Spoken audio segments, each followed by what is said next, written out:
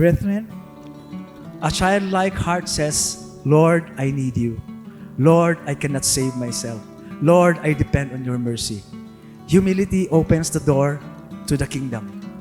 The child's humility.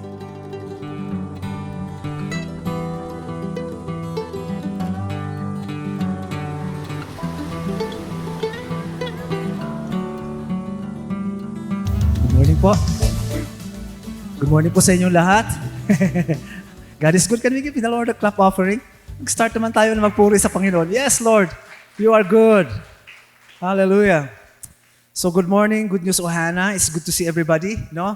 For the new faces, welcome po kayo. For the familiar faces, syempre, welcome rin po kayo. It is our continuous declaration that as you continue to join us in worship and study of the word, that the fullness of God's grace will be revealed to you and your household. We are on our series about the kingdom and the harvest. Last Sunday, we learned that Jesus is the center and the heart of the harvest. Amen? That the moment our Lord Jesus Christ said on His cross the words, "It is finished," that's where the harvest of souls began. So our role, therefore, is to point people to Jesus. Amen? Hallelujah. So for those who are already saved, sino po ang saved? Taas ang kamay. Saved. Sige po, taas nyo. Baka hindi kayo sigurado. Sige, magpa-altar call tayo mamaya. Hallelujah. I have a question for you all.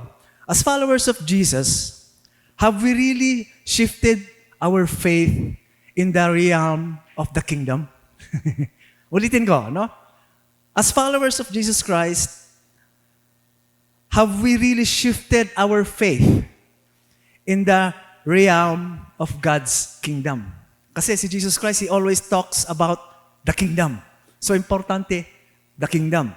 As we all know, the kingdom of God compared to this world, our kingdom, no? The kingdom of God is on a reverse value system. Reverse.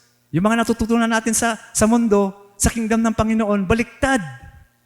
Amen. Sa kingdom of God, if you want to be great, ano sabi ni Jesus Christ? Be a servant of all. Pambihira, no? Kung gusto mo daw maging great sa kingdom ng Panginoon, be the servant of all. Tapos sabi niya, do you want to be victorious? What will you do? Surrender. Grabe, no? If you want to be victorious, you surrender. Tapos, if you want to receive, anong sabi niya? You give. Ang bihira, reverse talaga, no? If you want to be exalted, be humble. Amen? It even says, our strength is found in our weakness. Amen? And lastly, ang hirap intindihin, love your enemies. Sa mundo hate your enemies, di ba? Pag nakita ko yan, kumukulong dugo ko dyan Di ba? Pero ang sabi ng Panginoon, no, sa kingdom natin, love your enemies. Amen? So today, as we apply kingdom principles, let us learn and discover together and ask ourselves, has my faith shifted in the realm of the kingdom of God? You see, my brothers and sisters, ganito po kasi yun no? You can be saved, but living outside the kingdom. You can be saved, but you're living outside the kingdom. Actually, your salvation, umpisa pa lang yan. Invitation sa kingdom. Amen? Hallelujah. A missionary once said that the greatest tragedy in a Christian life is not losing faith completely, but losing the wonder of faith. No? Losing the wonder of faith. So our preaching title today is Values of the Kingdom, Childlike Faith. Childlike faith. One day, the disciples came to Jesus Christ and they were arguing, no? They were arguing. And they came to Jesus Christ. Tinanong nila para ma-solve yung kanilang argument, no? Sabi niya, tanungin na lang natin si Jesus Christ. Sabi niya, Lord, Lord. Sabi niya, who is the greatest in the kingdom of heaven? Yan. No? But instead of giving lecture, Jesus did something surprising. He called a child. Sayang nasa isip ko kasi na gusto kong gawing illustration dito si Danilo, kaso absent. Danilo, where are you? So instead of Jesus giving lecture, Jesus did something different. Anong ginawa niya? He called a child, no? Kumuha siya ng bata. He called a child and placed the child in the middle of them, no? Tapos bigla niyang sinabi, can you imagine that? Great men discussing greatness. And Jesus points to a little child, no? The disciples expected Jesus to talk about power, about knowledge, about leadership, about holiness. No? Yun ang in-expect nila na sasabihin ni Jesus Christ. But Jesus said something different. Can we have Matthew 18:3, please? It says, and said, truly I say to you, unless you turn, intindihin niyo po mabuti ito unless you turn and become like children, you will never enter the kingdom of heaven. Grabe. Ulitin natin. No? Let me repeat that. Unless you change and become like little children, you will never enter the kingdom of heaven. Brothers and sisters, I believe our preaching for today is very timely on what is happening around us. Not only in our country, but also overseas as well. Tama ba? Today, the learned are on the move analyzing things. But for us, God's children are instructed otherwise. Today, we have wars, tama ba? Shortage of fuel, inflation of prices. We are not certain on how long it will last. Tama ba? Hindi natin alam kailan. These things has brought anxiety and even panic to many. Yet the Lord prompted me to pray, to preach this topic to you. Kaya, mabuti na lang nandito kayo. I still believe, as your pastor, that the safest place to be is in the presence of God. Amen? I pray that all will take this seriously. Jesus said, again, unless we change and become little children, we will never enter the kingdom of God. If we try to simplify this statement, kung sisimplify po natin yung statement na yan, it simply means no transformation, no entry. parang security guard lang No ID, no entry. No transformation to become a child, no entry. Amen. Jesus is saying very clear that having a childlike faith must be important. Now we ask, what is in the child that adults don't? Di ba? Ano ba ang sinasabi, meron sa mga bata na wala sa aming magugulang, kaya yata tayo tinawag na magugulang, Magulang. Kasi magulang ka na, Amen? Ano bang nasa bata? Good question. I will show you 5 of them. Now let's find out. Number 1, the trust of a child. The trust of a child. I am always amazed that children have beautiful kind of trust. Amazing trust ang mga bata. If a father tells his child, jump, I will catch you, the child jumps without hesitation. Amen? But adults are different, We question, walang tiwala, di ba? We doubt, diskumpiyado. Yan ang mga nasa adult. Diskumpiyado. We calculate the risk. Di ba? I believe, tayong mga taga Baguio, I believe this is the reason why Baguio City has not yet developed a good public market. Kasi wala akong tiwala sa developer Wala akong tiwala doon sa mga bidder And our dream na multi-level parking sa Burnham Park is still a dream, Kasi Walang tiwala yung mga leaders natin sa isa't isa. Ay, siya ang kumuha ng kontraktor. Naku, kikita yan. Di ba? Pumunta po kayo sa Surala, South Cotabato. Alam niyo ang market nila doon? Tiles, pwede kang humiga. Amazing. Nung pumunta kami sa church natin doon, pumunta kami sa palengke, alam ni Kuya Jerry yan kasi humiga siya, hindi. But children trust naturally. When my children were young, when Vino, Mikaya, and Yel were young, when the taho vendor or the balut vendor passed by our house, tatawagin nila yan, Bibili na yan. Hindi man lang nila ako tatanungin kung may pera ako. That's how they trust. Basta ang alam nila, pag nabinigyan nila yung magtataho ng baso, alam nilang babayaran ni tatay. Tama ba? I know fathers can relate with me. In a swimming pool, if you ask your child, jump, son, I will catch you, the child will immediately, without hesitation, jump. Tama? Tama? Why? Because the child trusted the father completely. In a child's mind, these questions will never cross their mind.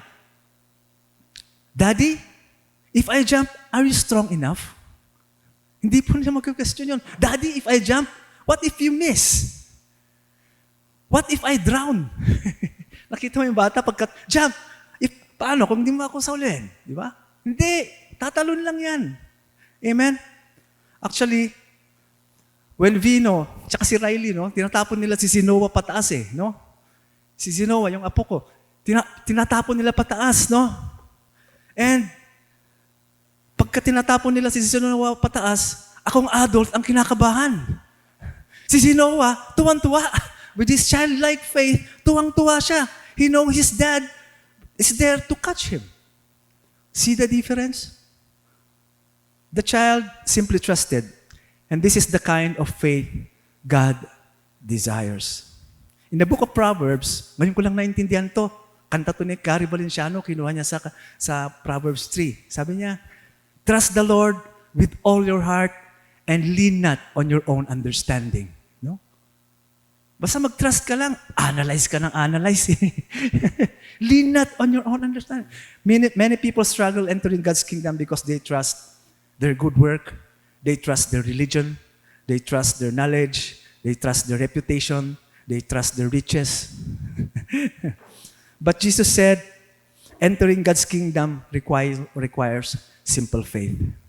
Like a child trusting his father. So my brothers and sisters, I believe God is asking you today, will you trust me with your life? Will you trust me with your future? Will you trust me with your problems? Will you trust me with your salvation? Can you trust me with your family? Those who enter God's kingdom must trust Him the same way, a child's trust. Number 2, the humility of the child. You see, children are not concerned about titles, status, or position. Alam ko po ito. You know why? Why I know this? Because during weekdays, most of the time, I am here. Nandito po ako sa eskwelahan natin sa Good News Academy. And as I observe the children, yung mga maliliit na bata, as I observe the children, as they play, they just run after each other, they enjoy each other's company, no issue, no controversy, no malice, And their common dialogue is, ikaw naman ang next. They catch ball together, they play water together, Kuha sila ng sariling mga bote nila, tapos may dinidiligan nila mga halaman. I never heard the children ask each other, magkano baon mo? Or, gaano kalaki ang bahay nyo? Or, gaano kalaki ang sweldo ng tatay mo? Di ko man narinig na nagtatanungan yung mga bata ng ganyan. You see, children do not care about status, position, or titles. But children simply live as they are, a child. They enjoy. So the disciples were arguing about who is the greatest, but Jesus responded by showing them a child. He was teaching them something powerful. Humility opens the door to the kingdom. Adults struggle. Tayo po, adults struggle with surrender. We want control. Dami nating issues sa ibang tao, di ba? Adults care about titles, credentials. Kasi yan ang turo sa atin sa mundo no? Titles, credentials, recognition, degrees, being important, being noticed. These things are good. But as children of God, we must handle it wisely. In James 4:10, it says, can you have James 4:10? Humble yourselves before the Lord, and He will exalt you. Brethren, a childlike heart says, Lord, I need you. Lord, I cannot save myself. Lord, I depend on your mercy. Humility opens the door to the kingdom. The child's humility. Amen? Number 3, the dependence. Ito gustong-gusto ko po ito. The dependence of a child. Children cannot survive alone. Yung mga maliliit na bata, no? Children cannot survive alone. You feed them, you bath them, paliguan nyo sila, you change their diapers, and they depend on their parents for everything. Tama ba? Di ba? Alam mo, gusto ko yung mga bata pagka nagbibiyahe kayo, kunwari kahit sa bus, tapos matutulog siya. Kasi alam niya, no, na paggising niya, hindi mo siya iiwan sa bus. Alam niya, talagang grabe, independence. They depend on their parents for everything. So food, protection, guidance, and even provision. Yet, have you seen a child complain or even plan? I see your children here every Sunday, no? Nakita ko po yung mga anak nyo dito every Sunday. Sino po dito yung mga may anak sa Liiya Sunday School? Ayan, no? Tanungin ko nga kayo, narinig niyo ba yung mga maliliit na bata natin sa Liiya na sinasabi niya on a Saturday night, ano kayang susuot ko bukas? No? Imagine mo, yung mga bata, or sabi niya, ano kayang kakainin namin bukas? No, children do not ask those questions. When I see them on Sundays, they are all dressed beautifully. You parents dress them beautifully. Amen? Galing, no? Basta sila, alam nila, pagpupunta sila dito, gwapot, pogi at saka magaganda sila. No? Hindi man lang sila nagsabi na, ano kayang susuot ko bukas? No. They depend on their parents. Alam nyo, me and my wife, all of our children are grown-ups. And they have their own respective jobs, no? Nakakatuwa kasi every time we all go to SM and decide to eat in a restaurant, palagi po kaming may dilemma. No? Why? Because we have different food preferences. Palagi nga, sasabihin na, "Di, bahala na si Papa." Pag sinabi ko, "Oh, sige, dito tayo." "Ay, wag dyan." Akala ko akong bahala. Kasi ako, I like Chinese food, no? I like Chinese food, tsaka native Chinese food, tsaka native Filipino food. Ako yung tipong tao na pagka pinunta mo ako sa restaurant, umu-order ng pinakbet, no? Yung parang, kakain ka dito, pinakbet order mo? Parang ganon. I like Chinese food and yung Filipino food. Ma'am Beth and Teacher Iel, they like samji, no? Yan ang gustong-gusto nila eh. So, hindi kami talaga mag-meet, no? Tapos, Mikaya, si Mikaya naman, ang gusto niya mga soup, may mga sabaw, mga soup na may mga weird na lasa, no? Yung daming herbs, no? Yung daming herbs na hindi mo maintindihan. Ano to? No? Si Vino naman, si Vino mabait yan. Kasi kung ano sasabihin ni TJ.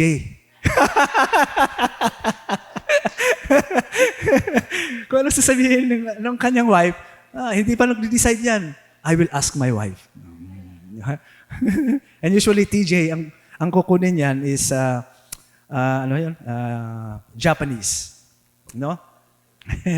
So you see our dilemma?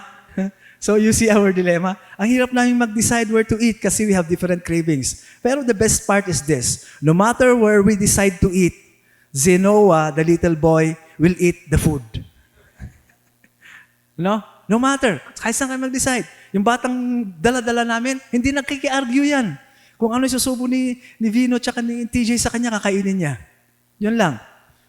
He is totally dependent. Jesus is teaching us our total dependence on Him. To tell you the truth, when gas prices went up, many vehicle owners panicked and lined up sa gasoline station. Tama ba? Di ba? Line up. And to fill their tanks. Yung iba nga, nag-full tank na, may galon pa. Di ba? Honestly, I will tell you this. I was tempted to worry also. No? I was tempted to worry also. But this is what the Lord impressed in me, in my heart. Sabi niya, parang sinabi ng Panginoon sa akin, my son, no matter how they fill their tanks, mauubos din yan.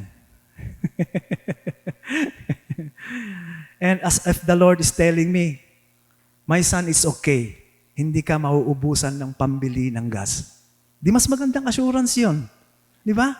Mas magandang assurance ng Panginoon yun. Nagpanik sila, mauubos yan. Huwag kang mag-alala. Anak ka ng Diyos. Magpo-provide ako ng panggasolina. Amen? That's a better assurance. Actually, natutuwa nga ako I'm telling Pastor Ed, na bilib ako sa kanya Kasi before the prices went up, si Pastor Ed and Sister Cindy and the family, before the prices went up, they're already booked to Clark. Di ba? Nakabook na sila sa Clark para mag-family vacation. No? And the day that they traveled, that's the day na tumaas ang prices ng gasolina. No? Kaya sabi ko, Pastor Ed, mukhang galit ka sa diesel Kasi akala ko magka-cancel siya. Hindi, pumunta pa rin. No? Pumunta pa rin. Well, alam niya that God will provide. Dependence on God. As we grow up as adults, we often think we are self-sufficient. But the truth is that the Word of God is teaching us that every human should depend on God. Alam mo, sinabi sa Gospel of John, chapter 15, ang sabi niya, apart from me, you can do nothing. Sabi niya, I am the branch, I am the vine, and you are the branches. If you are connected to me, you will bear much fruit. Apart from me, you can do nothing. Amen. So to enter in God's kingdom, we must resign from the throne of self-importance and self-reliance. Brethren, let's learn the dependence of a child. Amen? Number 4, a child's forgiving heart. Napakasimple lang nung statement na to, no? Napakasimple kung titignan mo. A child's forgiving heart. Sige nga. A child's forgiving heart. You know, children fight quickly, but they also forgive quickly. No? May dalawa kaming babies dito, yung anak ni Mira at anak ni Christine, no? Mag-aaway yan, tapos mamaya magkaibigan na naman. Mag-aaway muna, pag may laruan yung isa, mag-aaway, tapos mamaya magkaibigan na naman. Amen? 2 children can argue one moment and play together the next. Adults are different. Adults, di ba? Gets nyo? Adults are different. We hold grudges, no? We remember offenses. We keep bitterness. I know a person who has carried a grudge from childhood until today. We keep telling him to release it, but he just won't, no? But the kingdom of God requires a soft heart. The Gospel of Matthew, it says, "Blessed are the pure in heart, for they shall see God." There was a story, magkapatid daw sila. There was a story, magkapatid sila, nagkaroon sila ng away, and they stopped talking to each other. No? They stopped talking to each other. So yung anak ng isang tatay, ng kapatid sila, yung anak ng isa, sabi niya, "Why don't you talk to uncle? Bakit hindi kayo nag-uusap ni tito?" Sabi niya. So his father explained that they had an argument. The child listened and said something simple. No? Sabi niya, "Why don't you just say sorry and be friends again?" Yun lang yung sinabi nung bata, "Why don't you just say sorry and be friends again. Alam nyo, the father realized something powerful. That the children has more wisdom than adults when it comes to forgiveness. The child has, kasi sa bata, no, ganun lang kadali. Yung sinabi niya na, why just say sorry and be friends again? No? Sa bata, sa mata ng bata, ganun lang po kadali yun. Sa adults, hindi. See the difference? Kaya, this is the same childlike attitude that Jesus is teaching us today. Tapikin mo nga yung kaya mo, yung katabi mo sa'yo, kaya mo? kaya ba? Children, forgive easily. God's kingdom belongs to people with soft hearts. Kumusta po ang puso ninyo? If you want to live with a childlike heart, forgive quickly. Release bitterness. Keep your heart pure. Like a child, have a forgiving heart. And lastly, a child is always in awe. Wow! Tayo po, no? Yung first born again experience natin, no? When we first received Jesus Christ as our Savior, we were amazed. Tama ba? But over time, as we grow, familiarity can replace awe. No? Familiarity can place awe. My brothers and sisters, let me ask you this. When you wake up every morning, are you still amazed by God? Are you still amazed by His creation? Are you still being amazed by His grace? Are you still being amazed by His love? Kaya pag nag-uusap kami ni Kuya dyan no? Kuya, sa akin lang, sabi niya, basta pag nagigising ako sa umaga at magbumuka yung mata ko, sabi niya, thankful na ako sa Panginoon. Amen. Hallelujah. You know what? One of my favorite part of our Sunday service is our worship. No? When we start to sing and declare who Jesus is, my spirit quickens and I always cry in awe of our God. No? I cry. Iiyak talaga ako. Masarap po umiyak sa Panginoon no? Masarap po umiyak sa Panginoon. Sabi nga ni Pastor Oscar, no? Ang mga lalaki at mga tatay daw sa Good News has 3 qualities. Sabi niya, they are men of the word, umiiyak sa Panginoon, sumusunod sa asawa. yan lang daw ang qualities ng mga taga-good news ng mga lalaki at mga tatay. Okay na ba sa inyo yon? They are men of the word, they know how to cry to the Lord, sumusunod sa asawa. Sabi nga na Ate Cindy, happy wife, happy life.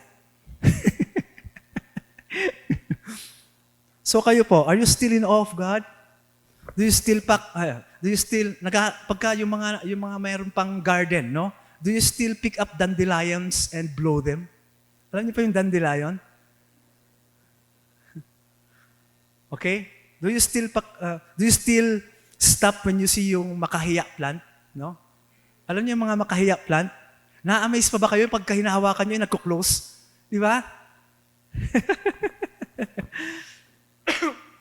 Or baka naman dahil adults na tayo, ang attitude natin, alam ko na yan. Alam ko yan, pagka touch mo yan, go-close yan. Di ba?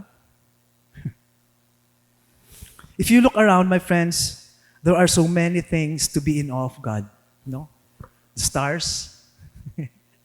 Nasubukan niyo bang tumingin sa labas paggabi ng stars? The butterflies, rainbows, flowers. Ako, I'm still in awe for God's provision sa mga ibon.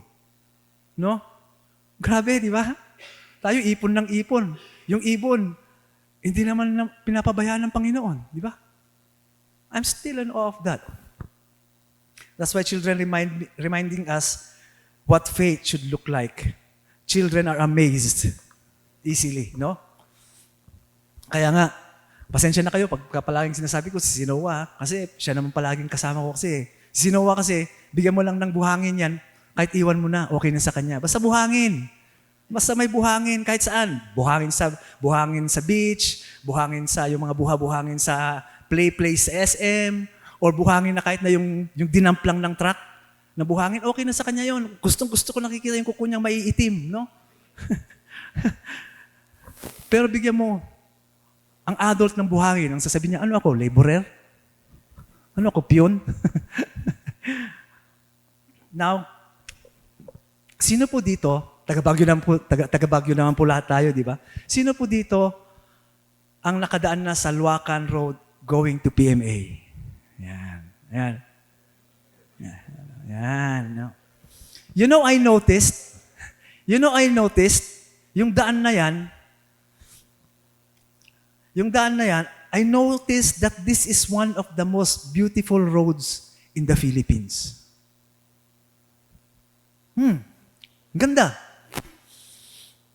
Nakikita mo yung terrain, the curves, the view of the mountains, the blending of perfect nature, and of course, ang daming pine tree. Di ba?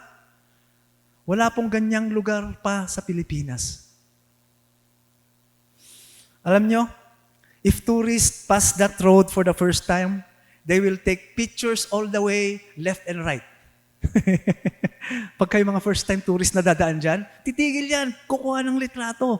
No? Pero yung mga Tagalwakan, sorry, may Tagalwakan dito. Pero yung mga Tagalwakan, hindi naman lahat, no? Mga Tagalwakan, most of them, pag-uwi na, tulog sa jeep, di ba? Playing their cell phones, they lost appreciation of its beauty. How about you? Are you still in awe of simple things? Kung hindi na, isa lang ang ibig sabihin yan. Matanda ka na.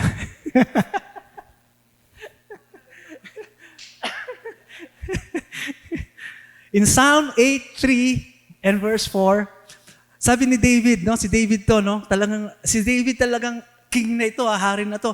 Siya, grabe pa rin kung to stand in awe niya. When I look at your heavens, no? Pag tinitignan ko yung langit, the work of your fingers, the moon and the stars which you have set in place, no? Na-amaze daw siya, sabi niya. Then, in verse 4, it says, what is man that you are mindful of him, and the son of man that you care for him? Alam niyo yung ibig sabihin ng verse 4? Ang ibig sabihin po ng verse 4, the verse 4 says, David was in awe of God's character. David is telling us that God is so mindful and so caring of man that He created all this magnificent creation for us to appreciate. Yun ang sinasabi niya, what is man that you are mindful of him? Ang sinasabi niya, Lord, bakit ganyan mo ginawa? Ginawa mo yan para ma-appreciate namin. Yet sometimes, man lost its sense of awe. So again, are you still in awe of God? Jesus Christ made a powerful statement. And this is for the saved who want to experience the kingdom of God in their lives. Unless you change and become like children. Sabi niya, you change, no? Palitan. At maging. No?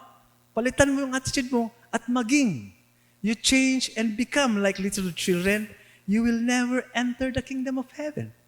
Sabi nga di ba? No transformation, no entry.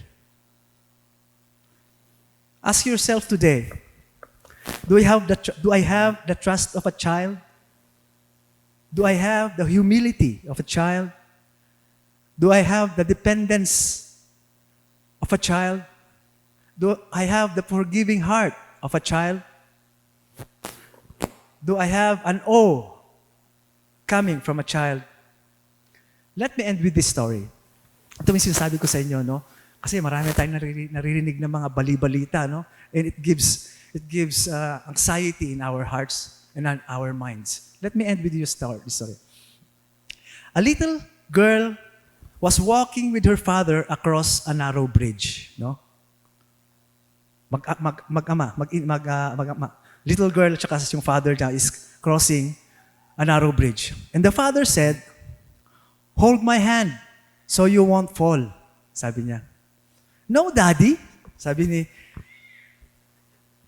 ng bata, "No, Daddy, you hold my hand." The father asked why. And the little girl answered, "Dad, if I hold your hand, and I might let go when I get scared. No? But if you hold my hand, I know whatever happens, you will never let me go." So ano man ang naririnig nyo? No? Lord, hawakan mo ako. Lord, hawakan mo ako. Lord, I will say, I'm holding on to you, but much more, I want you to hold me. Tumaas ang presyo, okay lang yan. The Lord has it. Amen? That is the difference between human strength and God's strength.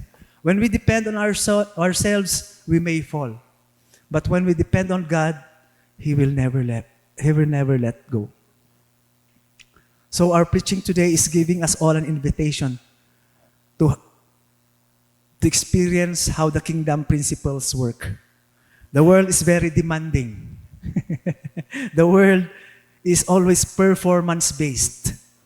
It requires titles, status, positions. It's a tiring rat race out there. But today, even if we may experience tough times, hear some disturbing news, or encounter crossroads in our lives, my brothers and sisters, I keep telling this to our dads, no? Pinasabi ko to sa mga dads natin. At even sa mga core groups natin. Sinasabi ko sa kanila, guys, and I'm telling this also to you, guys, we must live out our identity. No? Kasi ang identity natin nasa Panginoon. We must live out our identity. I want to tell you this. We are not human doings. We are human beings. Amen? We are human beings. And since our identity is in Christ, let's live and act out our identity. Simply being a child of God. Lord, I want to be your child.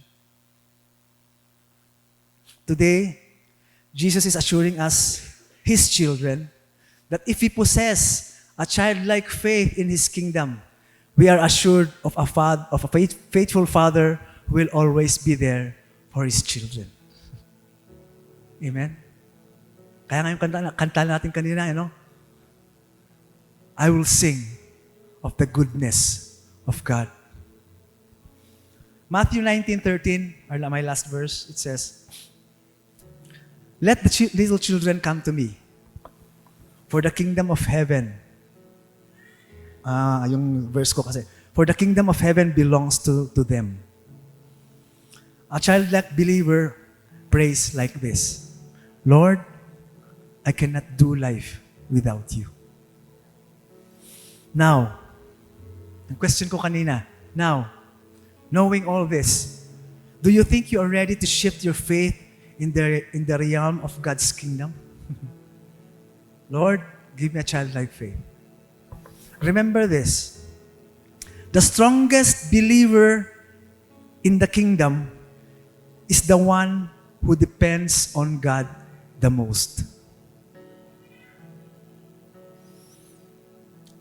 Ang mundo, the world is saying, be strong, be powerful, be important. Yan ang sinasabi ng mundo eh. Be strong, be powerful, be important. But Jesus is simply saying to us today, no, my son, be childlike. Amen? Before we pray, sabihin nyo to sabihin mo sa katabi mo, tingnan mo yung katabi mo. Yan, sabihin mo sa kanya, parang bumata ka.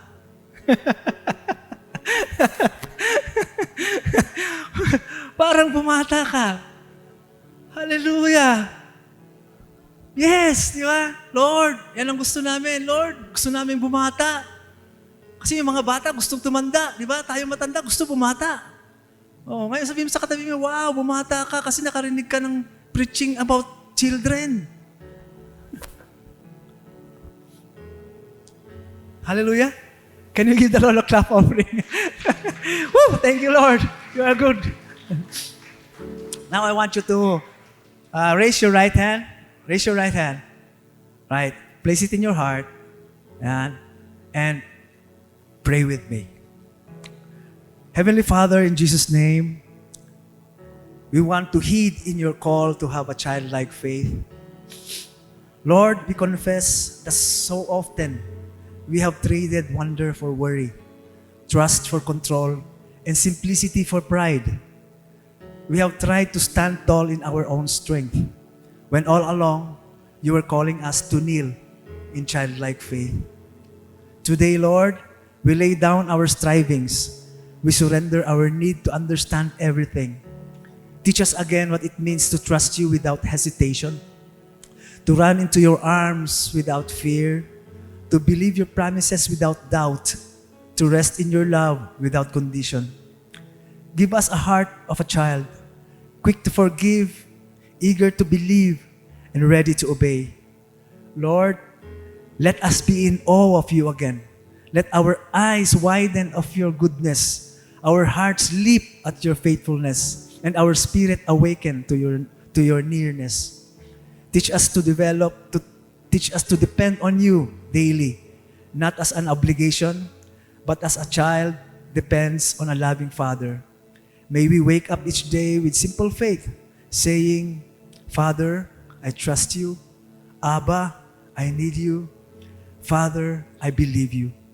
Let our lives preach this truth, that the greatest in your kingdom are not the strongest, but the most surrendered, not the most accomplished, but most dependent.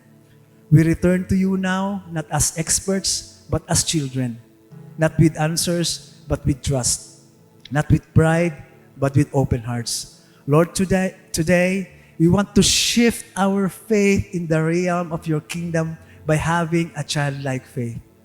This is our prayer and our heart's desire from this moment on. In Jesus' name, amen. Hallelujah. Now I want to bless you. I want to bless you. All, can everybody stand?